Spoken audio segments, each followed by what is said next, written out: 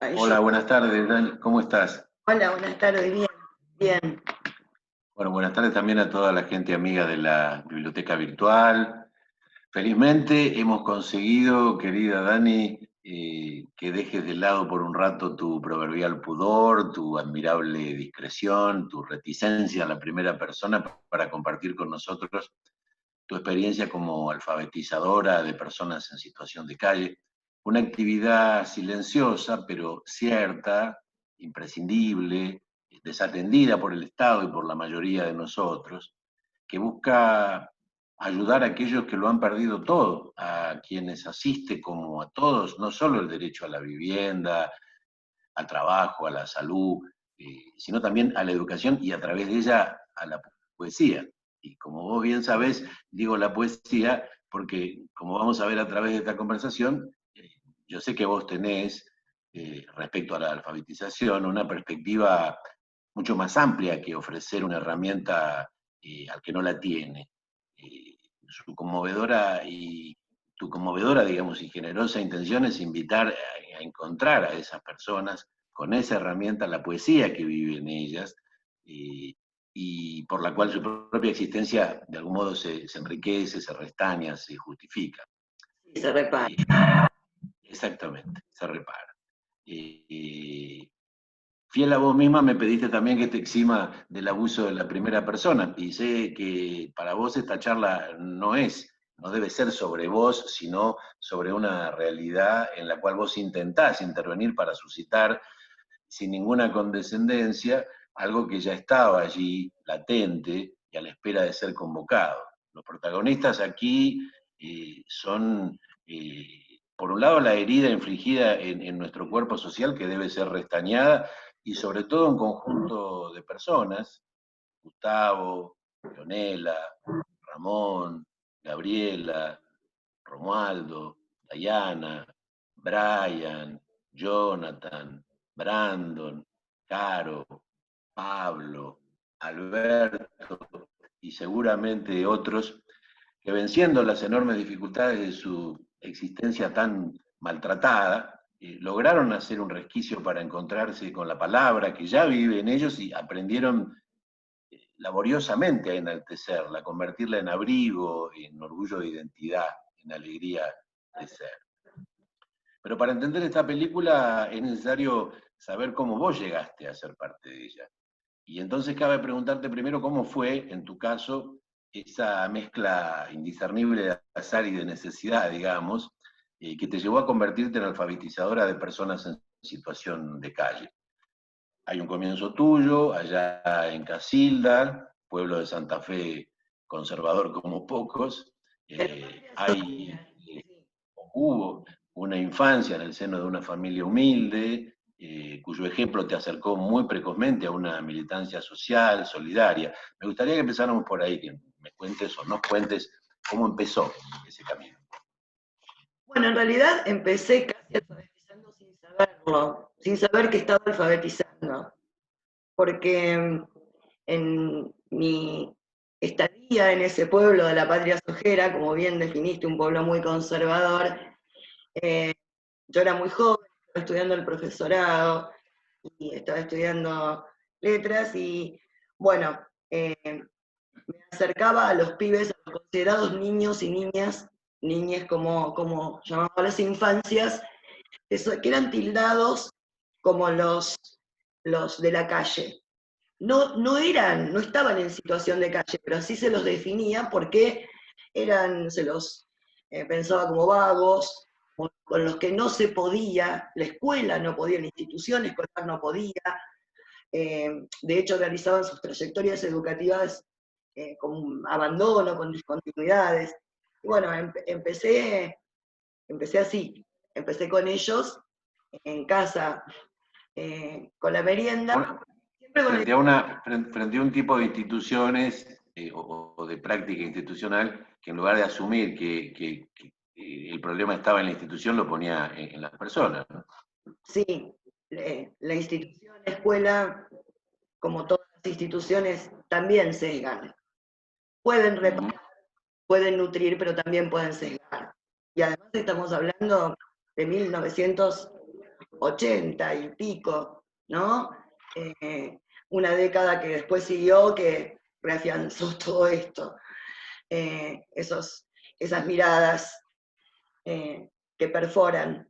Y bueno, los chicos venían a merendar a casa y aprendían a leer, nos sentábamos en el cordón de la vereda de casa y con los cascotitos, yo recuerdo eso porque era hermoso, con los cascotitos aprendían las letras, porque yo les contaba que yo quería irme a vivir sola, entonces aprendieron a distinguir el se vende, casas, y venían y a partir del se vende, de los cartelitos, venían a casa y escribíamos en casa, en la calle, y se quedaban a dormir también. En ese momento también, además de comer, de compartir la merienda, de compartir el aprendizaje, dormían en casa. Por suerte, mi casa siempre fue de mucho abrigo. Ahora Bueno, es interesante, perdón, es interesante porque ya intuitivamente, antes de tener ninguna formación al respecto en estas actividades, vos ya te dabas cuenta de que una manera de entrarle al asunto y de involucrar a estos chicos que eran tus destinatarios de entonces era partir de tu propia realidad, de tu propia biografía, porque esto de contarles que vos estabas buscando casa y los carteles.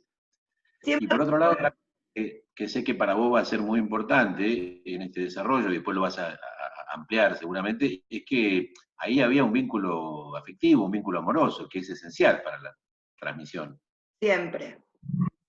Sin afecto no hay aprendizaje, sin amor, a mí la palabra afecto mucho, afectividad me parece hasta fría. Sin amor no existe la manera de aprender. Y bueno, en el amor hay confianza, un vínculo que se nutre desde la confianza. Y bueno, los chicos, ambos confiamos. Los niños, las niñas confiaban y yo confiaba en ellos y bueno, contra todo pronóstico y contra toda palabra. Estás loca, robar, te va a faltar algo. Nunca. No, Claro. jamás me pasó con los chicos y con las chicas. Y bueno, y se quedaban a dormir, y de hecho, en ese momento en la ciudad, quienes estaban en la municipalidad habían decretado que si se encontraban niños o niñas así deambulando por la calle tarde, la policía tenía que recogerlos. Que era terrible, digamos, terrible, por eso se quedaban a dormir en casa. Y al otro día volvían con el papelito, con una suerte de constancia para que le contaran a sus padres que se habían quedado en casa.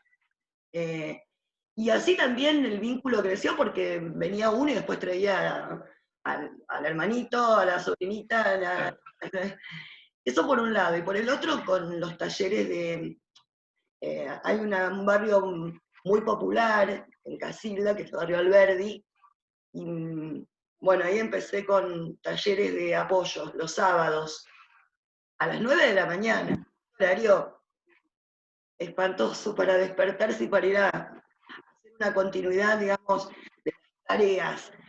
Y se llenaba. Venían no solo niños, niñas, sino también jóvenes. Así que también con En la... ese momento vos todavía eras que estudiante de letras, estabas en el profesorado superior. Sí, hacía las dos carreras, Uh-huh, uh-huh. en Rosario y en el profesorado, el terciario, el profesorado de Lengua, Literatura y Comunicación Social. Era alumna todavía. Y bueno, ahí también el desayuno. El mate cocido con leche no faltaba, el pan con manteca no faltaba, y eso también abriga. No se puede aprender con la panza vacía. No, no, desde luego. Ahora, en algún momento vos llegás a ser excepcionalmente para la época y para los usos y costumbres, muy joven, directora de una escuela en Casilda, y mientras estabas ejerciendo esa labor, que seguramente sería muy demandante, muy abrumadora en muchos sentidos, dedicabas los sábados en Rosario a leerle cuentos y poemas a los chicos de la comunidad Toba. Esto lo hacías en plazas y parques. Sí, ¿Y cómo fue esa experiencia? ¿Cómo llegaste a eso? ¿Cómo decidiste eso? ¿Y cómo te conectaste además con estos chicos? ¿No? iba los sábados a ver a mi mamá, mi mamá padeció Alzheimer, y estaba en una institución geriátrica, entonces todos los sábados iba con hijo, que él era muy chiquito, a visitar a mi mamá. Y era poca el tiempo que nos daban para la visita, así que cuando salía me iba a la peatonal de Rosario, peatonal Córdoba, donde estaban los pibes y las pibas todas también, vendiendo sus artesanías. Y bueno, entablábamos diálogos, empezamos así, y, y algunos vendían, los chicos, no de la comunidad toda, sino con otros chicos también que vendían El Ángel de Lata, que fue una revista maravillosa, forjada por gente a la que amo. Y bueno, también los chicos se sumaban, y nos encontramos en la peatonal, ya había un horario sin decirlo, había un pacto implícito ahí del encuentro, donde no fallábamos, ni ellos ni yo. Y nos encontramos y caminábamos hasta la plaza o algún parque, y nos sentábamos y bueno, yo les leía cuentos y les leía poemas, y les encantaba, y ellos me regalaban lechucitas. Está bien, que además es un pájaro claramente asociado a la inteligencia, a la lectura, a la vida intelectual, ¿no? Estaban como honrando de alguna manera con ese regalo lo que estaban pasando entre ustedes. Fue una experiencia hermosa. Fue años, muchos años más tarde, muchísimos años más tarde, yo ya estaba en el Conurba y visité Rosario, estaba sentada fuera de una librería y apareció Celeste, apareció una nena, una joven, y estábamos con hijo, y se acerca, estábamos en una mesita fuera de la librería, se acerca y nos reconoce, y nos dice quién era Celeste, que era una enana cuando Claro, claro. y ya era joven, había terminado su secundario. Bueno, esas cosas que no, digamos, forman parte de una memoria amorosa también, ¿no? Son experiencias que cambian, que nos transforman a todos. A mí me transformó, sé que a hijo también, y sé que a los pibes y a las pibas también. Me imagino, me imagino. Decime, Dani, ¿y cómo tomaste contacto con Pascual Chávez y con todo el proyecto, digamos, que está involucrado en su, no recuerdo ahora el nombre, yo sí puedo, ¿no? Se llama el proyecto de alfabetización de los cubanos. Bueno, ahí yo ya estaba en Rosario viviendo, fue antes de la época, cerca de ese año iba a ser un año electoral a nivel nacional, hijo estaba militando, menor de edad, pero estaba militando en una agrupación, compañera, y me cuenta que hay la posibilidad de ir a alfabetizar a las cárceles, y me anoté, digamos, me enganché, y ahí conocí a Pascual Chávez, que fue mi maestro, mi gran maestro. Ahí entendí que era necesario también capacitarse. Entendí que yo necesitaba apropiarme de otras herramientas para hacerlo más, no sé si la palabra es efectivo, pero para hacerlo más ordenado, el proceso de adaptación. Claro. Sistematizarlo de alguna forma. Sí, ordenarlo, darle un orden, darle un orden. ¿Y en qué podrías, resumiéndolo un poco y sin entrar en disquisiciones teóricas, decir en qué consistieron esas herramientas que te transmitió Pascual y el programa de él? En primer lugar, a mí nunca se me había ocurrido el método, es un método, se le llama método, yo sí puedo, te educa como educador y te dice, te enseña que cualquiera puede alfabetizar, siempre y cuando uno tenga en cuenta algunas cuestiones básicas. Primero, entender que el otro no siempre puede tener idea de lo que es un lápiz, no una letra, el lápiz, eso que está por fuera, no el lenguaje que no es, sino eso que está por fuera nuestro. Así que una primera etapa, mucha paciencia y aprender cómo manejar esas cuestiones. Después entender que no existe el analfabetismo matemático, que no hay analfabetos matemáticos porque todas las personas, aún las que no tienen apropiada la escritura, conocen los números en su cotidianidad, ¿no? La plata, se manejan con el dinero, cuentan contar, aunque no sepan escribir el número. Y por otro lado, algo que me marcó mucho con Pascual fue que la ternura no tenía que darse, no tenía que darse desde un lugar del agobio al otro, desde el lugar del cuestionario al otro, ni de la obviedad.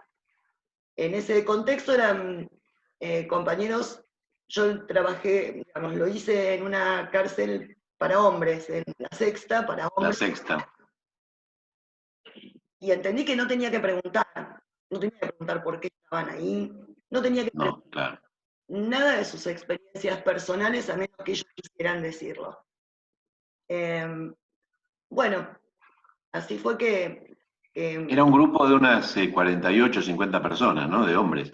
eran 48 personas en un pabellón, en un mismo pabellón, ahí también una también ahí, no les permitían ir a un Zoom, al Zoom, había un Zoom, pero no les permitían, es decir, los guardias me abrían la puerta, cerraban con llave, yo estaba con los compañeros. Sí, no todos se alfabetizaban, había muchos que Algunos ya estaban alfabetizados. sí, ¿sabés qué hacían? Se arrimaban para ayudar, porque parece ¿Para?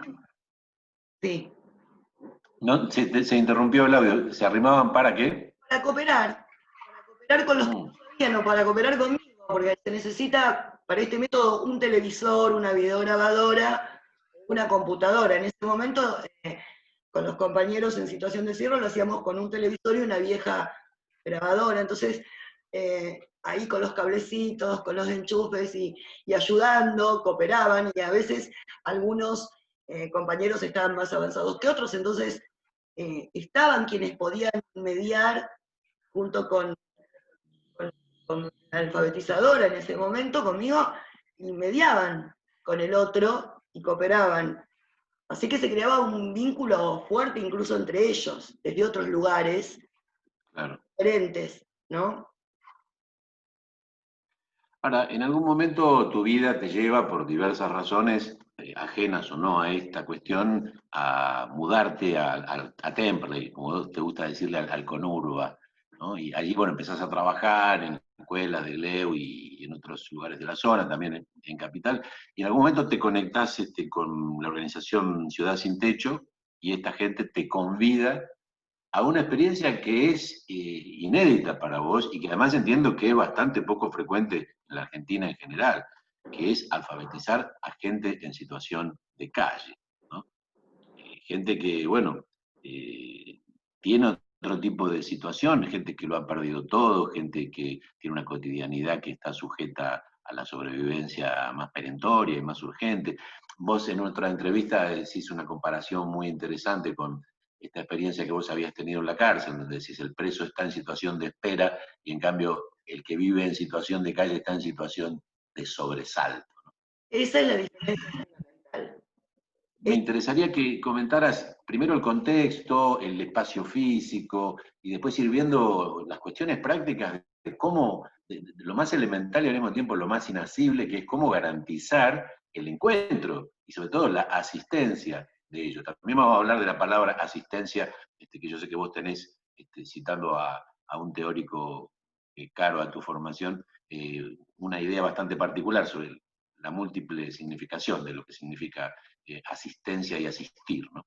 Sí, sí, es una experiencia, retomo lo que vos decís, es una experiencia, diría que inédita, en el sentido de que no se alfabetiza en las villas, se alfabetiza en los barrios, se alfabetiza en las cárceles, pero la pregunta es cómo se alfabetiza en las calles, cómo se alfabetiza en el no lugar que es la calle, porque la calle no es un lugar para vivir y es un no lugar al mismo tiempo. Entonces, es muy difícil, eh, es muy difícil pensar en la idea de un territorio.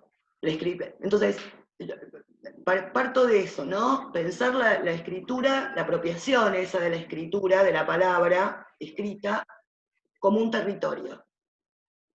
Para eso debimos encontrar un espacio territorial también, que es importante. También dificulta de alguna manera, porque los compañeros y las compañeras en situación de calle, algunos vienen desde el conurbano, con los carros, hasta ese lugar. Otros a veces no pueden venir o llegan tarde porque están en la otra punta de Ciudad de Buenos Aires. Entonces, muy difícil, pero es necesario un lugar, es necesario territorializar en un lugar. Ahí apareció el hormiguero, digamos. Sí, los compañeros del Centro Político Cultural del Hormiguero, que desde hace 2 años nos ceden el espacio sin discontinuidades y donde podemos ahora además tener los libros que otros compañeros y compañeras nos acercan, porque tengo que agradecer eso, después en el final quiero retomar esto y agradecerlo. Y bueno, eso por un lado. Y por el otro, pensar que también, ¿qué pasa con aquellos que no llegan? Entonces, además de alfabetizar en ese espacio, los sábados a la noche, hice la experiencia el año pasado, durante todo un año, de ir yo hacia las calles, hacia las esquinas y las calles de Ciudad de Buenos Aires.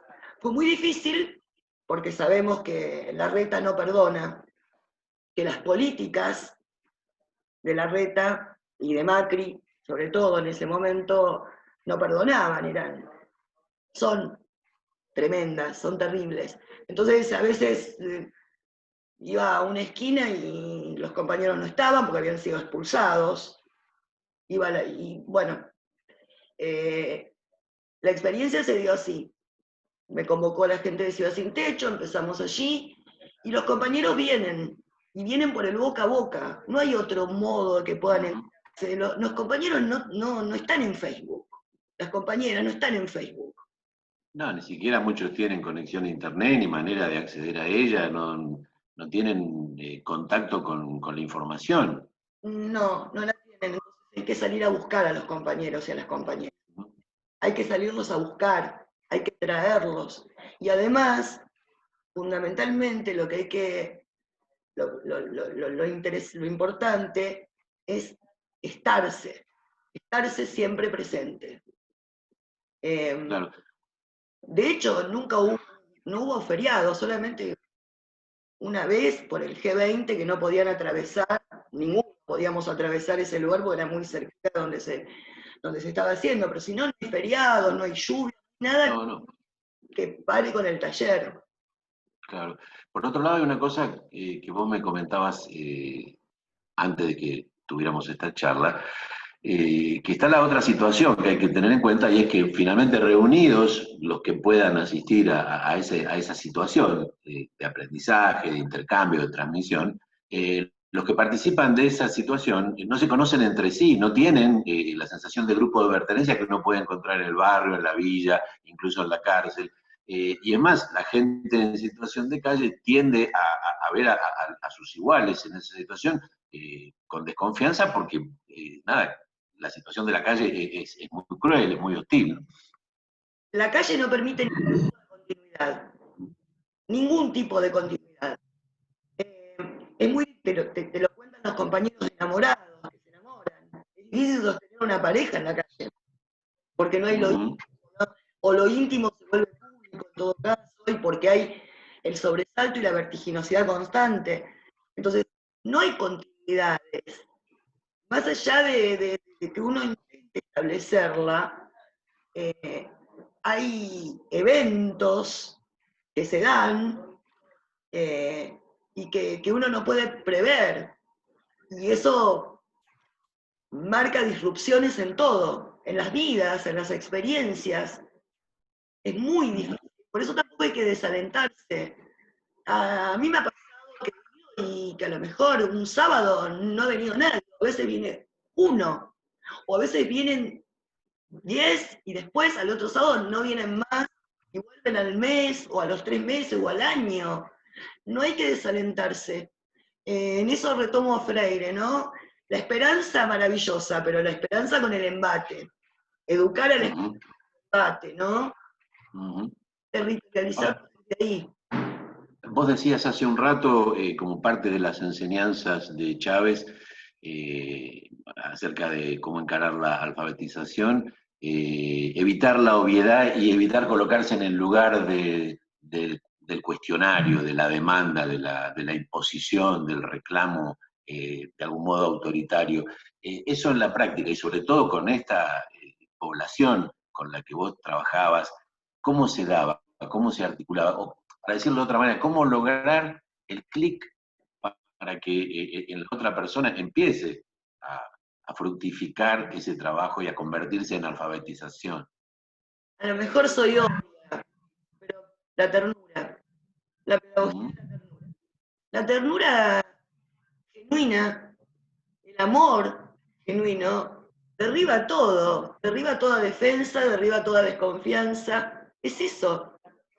Eh, Mira, salvando todas las distancias, porque no me voy a poner en ese lugar, yo aprendí a leer y a escribir siendo muy chiquito, por la sencilla razón, más allá de que tendría cierta predisposición, no sé si genética, además estaba bien alimentado por mi madre, que era el amor hacia mi hermana, el profundo amor hacia mi hermana mayor, que me sentaba en el patio, en una sillita, para tener un extra que le hiciera de alumno y ella poder jugar sola, para sí misma, en una chapa que había de los tubos de supergas en el patio, y de repente hubo un clic y yo me, me pude empezar a agarrar de una letra y de la otra y trepar por eso, pero esa soga esa cuerda era una cuerda de amor, digamos, entre mi hermana y yo. de deseo, porque el deseo también se genera a través del amor. No hay otro modo. Sí, Es, no sé, un antojo o algo funcional, pero el deseo nunca nos es funcional, como el amor. Tiene que ver con la... Yo no le encuentro otra respuesta. Eh, sí, me ha pasado en cuanto a una, digamos, una diferencia en la teoría, entre la teoría y la práctica, es que el programa yo sí puedo, el método yo sí puedo, está pensado para un barrio, para una organización, no está pensado para las calles. Entonces, lo que se dice es que en 3 meses se alfabetiza. En realidad, en el caso, en la experiencia que yo tengo, hace más de un año que estamos alfabetizando y todavía no se terminó el abecedario, porque es un solo día, muchas horas, desde las 11 de la mañana a las 2 de la tarde, no, disculpas, desde las 10 de la mañana hasta las 2 de la tarde, pero bueno, estamos todo el tiempo con las letras. Hay la necesidad de contar lo que vivieron. A veces llegan los compañeros y las compañeras y fueron apaleados a la noche, les robaron todo y hay que volver a empezar, o tienen ganas de no hablar, o de no decir, o de escuchar otra cosa. Eh, claro, claro. O de comer, tienen hambre, ¿no? ¿Qué sé yo? ni hablar que se corta al mediodía, cortamos, primero desayunamos. El mate, para los compañeros, el mate calentito, con nosotros la gente de los pueblos le decimos masitas, ¿no? Masitas, las galletitas. Siempre, siempre, no falta, no falta, no puede faltar. Entonces son recibidos así. Y después almorzamos. Eh, no hay otra manera. No encuentro otra manera de que puedan aprender. Y ellos tampoco. Ellos esperan eso. Ellos Ujú. esperan y lo necesitan.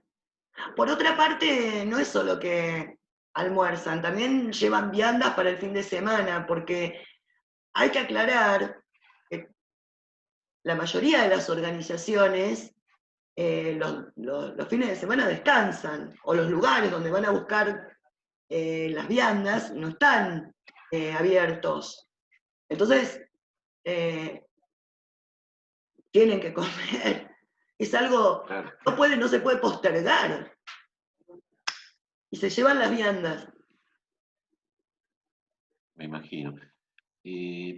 Vos comentabas y yo lo anunciaba al comienzo, comentabas en otra entrevista que yo leí para tener información para charlar hoy contigo, que junto con el hecho específico de la alfabetización siempre estuvo en vos el interés, en en experiencias anteriores y también en esta, de acercar a la gente con la que estabas haciendo el trabajo de alfabetización a la poesía. Sí, Entonces, me interesaría que hablaras un poco de eso y ver qué relación empieza a haber entre el hecho de alfabetizarse, no solo como una herramienta fundamental de aprendizaje, de conocimiento, de comunicación, de intercambio, de acceso al conocimiento, sino también como un punto de partida para hacer emerger la poesía que hay en todo, ¿no? Yo estoy convencido de que todos estamos hechos de poesía. En algunos los golpes de la vida la adormecen y en otros los golpes de la ambición también, ¿no? sí. Ayer fue planteado desde dos lugares. Por un lado la alfabetización y por el otro el taller de poesía, porque muchos de los compañeros y compañeras saben leer y escribir. Entonces, la idea es poder compartir todos, los que saben o no saben escribir, compartir poesía y tratar de escribirla o decirla. Me interesó pensar a la poesía en sus orígenes, ¿no? Como es oral, como eso que se decía, como eso que después fue cantado, y, y además, eh, pensando también que hay un derecho que los compañeros tienen y que no es cubierto, generalmente desde las políticas de Estado, sobre todo las políticas que un gobierno popular forja, eh, pueden de alguna manera reparar todo lo que son las necesidades básicas, pero no se piensa la belleza como una necesidad básica. Esos compañeros y esas compañeras no son convidados, no es que no tienen libros únicamente, porque si los tuvieran, tampoco basta con tener un libro y cargarlo por las calles. Esos compañeros y compañeras no son convidados a talleres de lectura, de poesía, a escucharla, no son convidados. Tampoco se acercan. No, bueno, porque hay un sistema el que ha sido expulsado de todo, lo hablaba el otro día con un amigo, o mejor dicho, él me lo contaba, y empieza a desconfiar de todo aquello que venga desde el sistema. Este amigo mío que es médico me contaba que iban ellos con sus guardapolvos a vacunar a determinadas poblaciones, de gente que había sido castigada de todas las maneras posibles, y la gente veía aparecer el guardapolvo y se alejaba, porque el guardapolvo para ellos significaba un establishment, un estado de cosas, una sociedad que los había hecho pelota. Entonces, ¿cómo abrirle la mano, cómo tenderle la mano o aceptar la supuesta mano de esa institución social que los ha maltratado de todas las formas posibles? Ese también es un obstáculo a vencer, ¿no? Que como vos decís, se vence a través del vínculo amoroso. Se vence, sí, donde se da una idea diferente de la autoridad a la autorización, hay un traspaso de la autoridad a la autorización. Ellos me autorizan de alguna manera a compartir. Yo soy la autorizada, no soy la que autorizo. Eso es para No, mí claro. fundamental en el vínculo. Yo Es, lo pensaba también desde este punto de vista, Daniela, que una posibilidad sería, para decirlo con una metáfora que hasta cierto punto lo es y hasta cierto punto es literal, de presentarse a uno mismo, así como ellos son evidentemente analfabetos desde el punto de vista de que no saben leer y escribir, hay un analfabetismo de uno al acercarse a esa gente a la que tampoco sabe cómo leer, porque uno ha sido desaprendido sistemáticamente para negar, para invisibilizar la realidad de toda esa gente. sí, aún con las mejores intenciones que podamos tener, hay Absolutamente. que nos atraviesan culturalmente y que es muy difícil de, de socavar o de desalojarlos de no. Es muy difícil, porque aparecen, emergen, a ver, no somos santos ni santas, y emergen. No, no, y uno está hecho, está atravesado por un molde cultural, por una cantidad de prejuicios que uno cree no tenerlos, pero aparecen en el hacer y en el interactuar precisamente con el otro. Pero creo que en la medida en que uno confiesa su analfabetismo, en ese sentido, de no saber leerlos a ellos, o también otra posibilidad, imaginarse uno en situación de calle y teniendo que sobrevivir en ese ámbito tan hostil y seguramente cualquiera de nosotros, así como no podríamos hacerlo tampoco en una selva, podría durar 48 horas en la calle. Exacto. Para eso me parece que es fundamental, además de la ternura, del amor, la escucha. No son escuchados, además de, porque cuando uno habla de los compañeros y las compañeras en situación de calle, fíjate que siempre se dice, son invisibilizados, son despojados de la voz también, es decir, no se los escucha.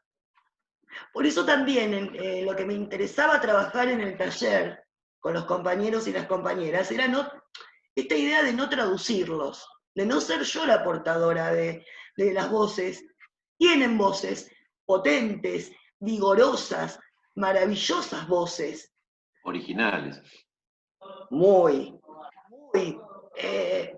Realmente, cuando algunos escriben y otros lo van diciendo, porque no saben escribir todavía, pero van diciendo sus poemas y ahí sí opero quizás como mediadora, ¿no? Ni siquiera como mediadora, porque están ahí diciendo. Y después, pero es fundamental no sentirse portavoz. Y para eso también es fundamental dejar la soberbia académica que tanto nos cuesta dejarla de lado. No vale, esto no vale. No. No vale. En ese sentido, me gustaría retomar lo que te prometí conversar hace un rato, y es este concepto de la asistencia, ¿no? ¿Qué significa en este contexto, a partir de todo esto que estás diciendo ahora, asistir, ¿no? Asistir es acompañar. Acompañar, no ponerse por sobre, por delante, ni habilitar al otro. Es acompañar, estar presente. Eso dice Stanislao Antelo. Y tomo esto de lo que no aprendí quizás con otros maestros. Esto de estarse presente siempre. Ir siempre, no hay que tener, se confunde la palabra asistir con el asistencialismo, y asistir no es asistencialismo. Asistir es estar ahí asegurando que uno puede acompañar, asegurándose uno, transformándose uno en ese Y acompañamiento. asistir es ser testigo también, ¿no? En este caso un testigo activo y solidario, ¿no? Ser testigo de una realidad que se va transformando gracias seguramente a la presencia de uno, en este caso de vos, allí, pero sobre todo gracias a la voluntad y al deseo amoroso de esta gente de hacer ese clic, de dar ese salto, ¿no? Hasta las palabras despuntan en ellos. Al principio soy maestra, y después soy la familia. Después me convidan a formar parte de sus familias. Me nominan desde ahí. Y esto no es un mérito mío. Esto no tiene que ver conmigo. O tiene que ver con el vínculo, tiene que ver con ellos. Tiene que ver también con esa idea de territorializar un vínculo, un lazo. De poder decirlo. Y lo dicen desde el lugar donde uno está y no va a hacerles desleales. Otra palabra que no me asusta, deslealtad o lealtad, son palabras que me parecen importantes. Hay una... No, para el peronismo la lealtad es una palabra constitutiva, ¿no? Bueno, sí, yo Y a mucha honra. por fuera de mi peronismo, quiero aclararlo, hace poco hablaba con alguien y decía esto de la unidad. Uno no es peronista en el trabajo y no lo es en la casa y en la calle es otra. Uno es en unidad y bueno, esto supongo que tiene que ver con eso, ¿no? Creo que tiene que ver con eso. Sin dudas, sin dudas. ¿Podrías dar algunos ejemplos desde lo anecdótico, de algo que puedas leer, compartir con nosotros? Me parece que para quienes escuchen esta charla va a ser importante o más comprensible. A ver, ¿qué es eso? Estos son muñequitos hechos con medias que me trajeron los compañeros. Acá hay más, hay un calamar y hay un caballito. Son las cosas que los compañeros traen en los carros y que les gustan y que me acercan. Lo quiero mostrar porque esto está siempre dentro de mi biblioteca, ahora lo saqué para mostrarlo. Este es un caballito. Y esto, Leonela, regalo de Leonela. ¿Quién Sí, es Leonela? La nombramos al principio. sí, Leonela es una compañera, porque lo interesante también, y esto me parece importante, es que aquellos compañeros que necesitan darle una continuidad, que están alfabetizados pero no tienen un título, eh, trato de acompañarlos al Isauro, a Arancibia, para que realicen una trayectoria escolar y tengan un título. Y ahí yo no tengo palabras para agradecer a los maestros, a los profesores, a la Esa directora. institución es maravillosa. El Isauro es un modelo No, de bueno, integración, de compromiso. Y las han pasado mal, porque además durante el gobierno de Larreta y de Macri les han pedido cosas para que el edificio funcionara, si no se lo cerraban, sufrieron inundaciones y ninguna ayuda de parte del gobierno de la ciudad.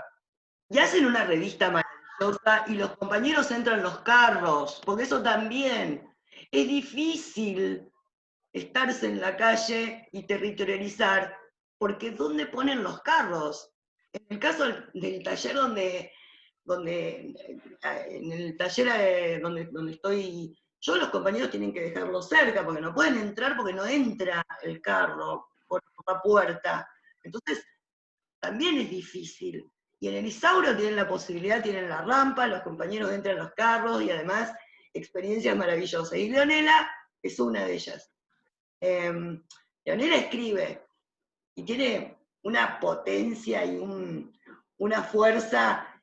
No tengo los cuadernos, yo no puedo compartir ahora toda la escritura porque eso quedó todo antes de la cuarentena en el centro cultural, En pero el hormiguero. en el hormiguero quedó todo allí, los libros quedaron allí, pero sí puedo, por ejemplo, Leonela, esto sí porque lo pude transcribir, lo había escrito yo aparte. Leonela escribió, yo escribo mis poemas mirando el mundo, desde una calle o una plaza. Yo miro escribiendo el mundo en el aire. Eso lo escribió Leonela. Eso lo escribió Leonela. Y además, bueno, Leonela tiene una garra. eh, Está en pareja ahora con Gustavo, con alguien en el taller. Porque hay eso también. Hay dos Gustavos, ¿no? Uno es el Gustavo que está en pareja con Leonela y otro, creo, si no entendí mal, es el Gustavo del que vos subiste un texto a la biblioteca hace un tiempo. El que subí es el Gustavo, el de 61 años. Gustavo es la pareja de Leonela, el uruguayo. A él le gusta que le digan el uruguayo.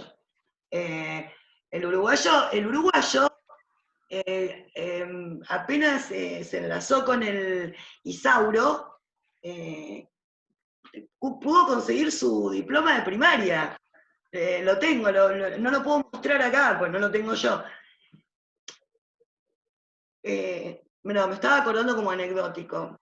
Otra de las cuestiones que los compañeros hacían y las compañeras, como en la calle está esto de que se quedan dormidos y les sacan las pertenencias, por eso también dejamos en el centro cultural sus cuadernos, porque era recurrente que las mochilas eran robadas. Entonces necesitaban. Después tengo algo que escribieron, recuerdo que porque las edades son muy dispares. Diana, Jonah y Caro eran niños,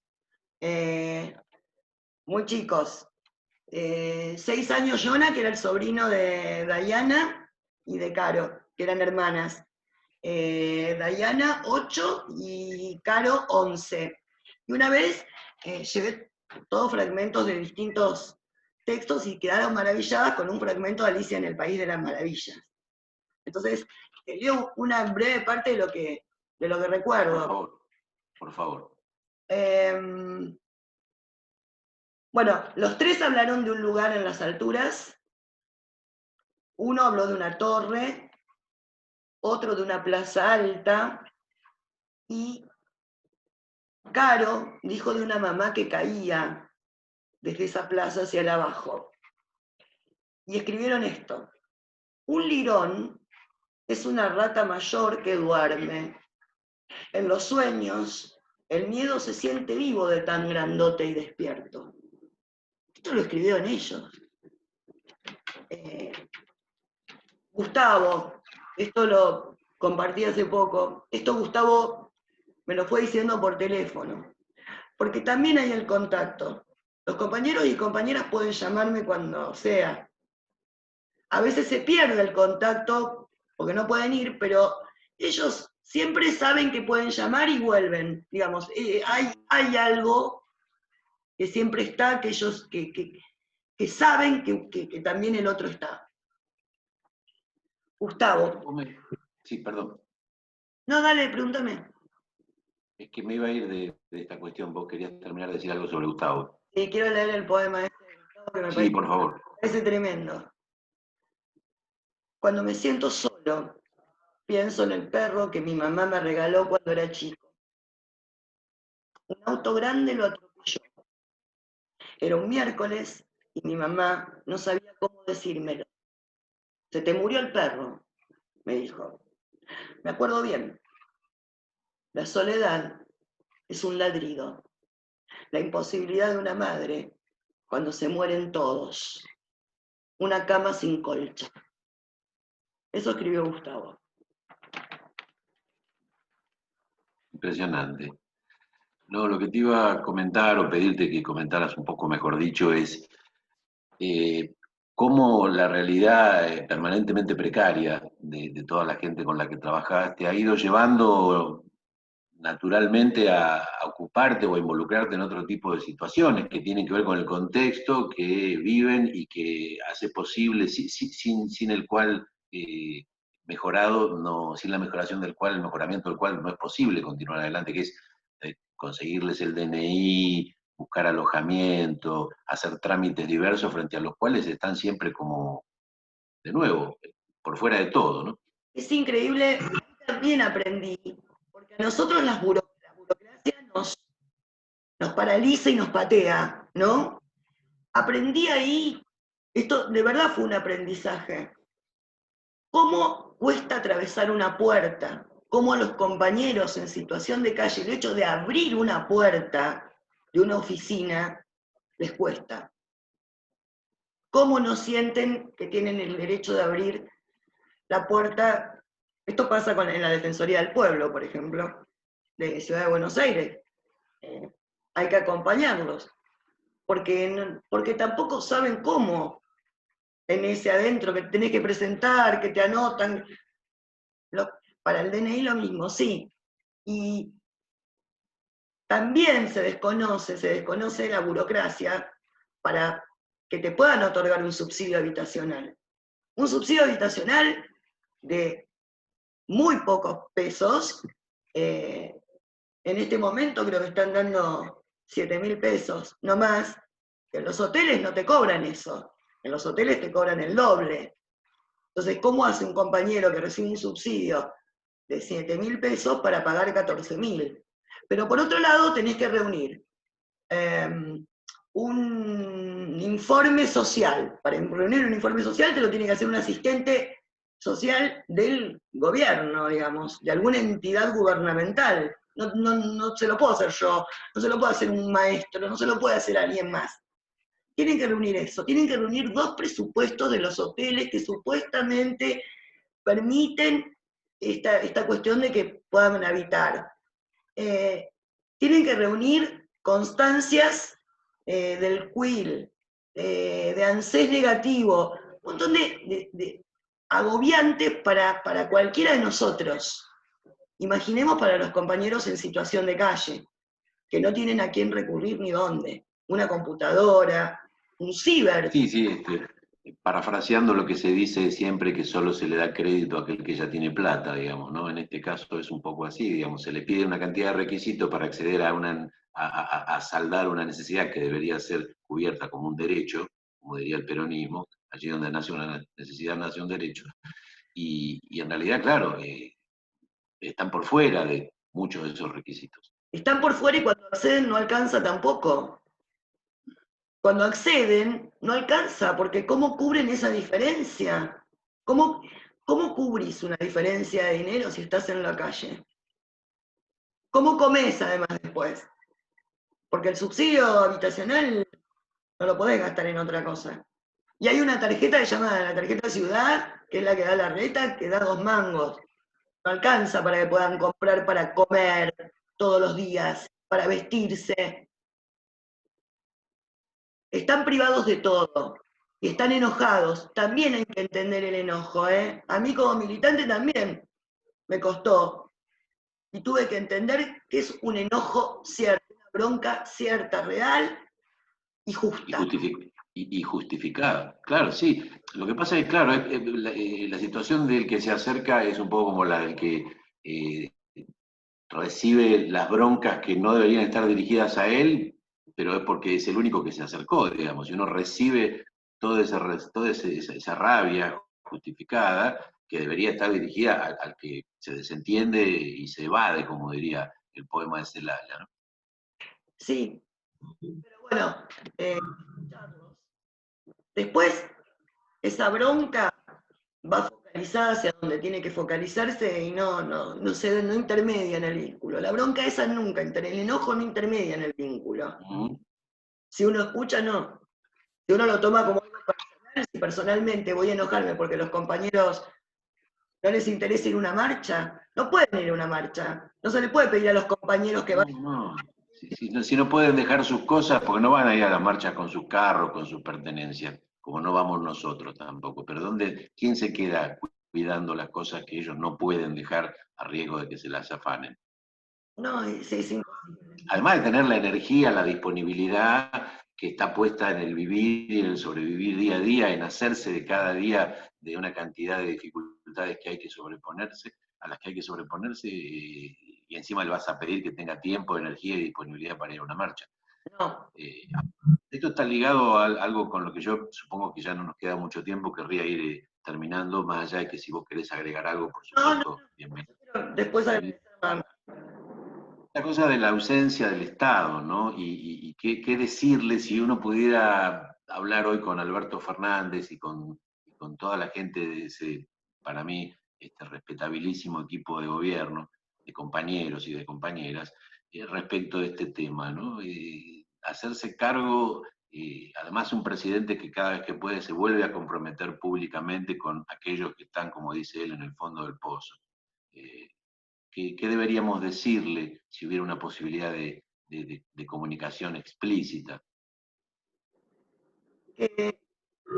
por favor, que se tratara de rever cuántos compañeros cayeron durante estos 4 años, cuántos más cayeron de los que ya estaban, que es cierto, ya estaban en situación de calle, cuántos más, porque hubo un censo no hace mucho, y un censo mentiroso organizado por la ciudad de Buenos Aires, donde dice que hay 7.000 personas, cuando no hay 7.000 personas en situación de calle. Hay casi una ciudad en situación de calle, en Ciudad de Buenos Aires nada más. Estamos hablando de ciudad, no estamos hablando del conurba, que también es power en eso, es muy fuerte esa problemática. Yo si tuviera que pedirle algo, le pediría que las políticas sociales se vuelvan más sencillas, más simples, con estas cuestiones burocráticas, mucho más simples, y a viejo de parecer que quiero que recaigo en esto de afincar la situación de calle, que se adviertan estas experiencias, que no es la única, obviamente, muchos compañeros y compañeras deben estar haciendo lo mismo en otros lugares del país, que se adviertan estas propuestas, estas experiencias educativas diferentes, totalmente diferentes y no institucionalizadas, y que se las nuclee de algún modo, que se busque el modo de encontrarnos, de hacernos encontrar y de hacernos más resistentes y fuertes. Capitalizar todo esto. Capitalizarlo porque son experiencias que cambian y transforman las vidas. Y no vamos a, más allá de que es un gobierno, más, no solo voté, sino que sostengo, acompaño, sabemos que la situación de calle no se va a resolver de un día para otro. Y no puede estar dirimida por los distintos municipios o comunas, o como se le llame. Debe existir alguna política nacional más fuerte en ese sentido. Hay que Sin empezar a dudas, escuchar en ese sentido. sin dudas. Bueno, Dani, querida, te agradezco profundamente la disponibilidad tuya ahora para mantener esta charla, pero sobre todo te agradezco el compromiso, la solidaridad, la garra, la disponibilidad puestas al servicio de esta tarea que me parece imprescindible y maravillosa. Y ojalá que fructifique, que prospere y que haya un Estado que tenga la voluntad, la capacidad y la posibilidad de darle a todo esto la cobertura que tiene que darle, ¿no? Gracias. Muchísimas gracias. Gracias a vos y gracias, eso antes de cortar, quiero agradecer a cada uno de los compañeros y compañeras que acercan alimentos, que acercan lápices, cuadernitos, que acercan libros para los pibes y las pibas. Yo no, todo mi agradecimiento inmenso para los compañeros y las compañeras. Y para, En bueno, todo caso, si podés, sé que el video lo vamos a compartir, lo vas a compartir este domingo y vas a estar allí en el momento en que se suba para responder a las preguntas, que seguramente habrá, hay muchas, y los comentarios de la gente que lo escuche. Sería bueno tal vez poner, no va a ser supongo ahora el momento por la situación de pandemia, pero alguna dirección, algún dato de referencia para el cual todos aquellos que quieran colaborar con donaciones o poniéndole el cuerpo a la cosa cuando se pueda a este proyecto que a mí me parece sinceramente imprescindible. sí, sí, el domingo voy a escribirlo. Gracias, Guillermo, gracias por tu tiempo, por tu amorosidad, por tu gentileza, gracias. Un placer. Mi tiempo para esto es tiempo ganado, siempre. Nos vemos. Hasta muy pronto, un abrazo enorme. Un abrazo.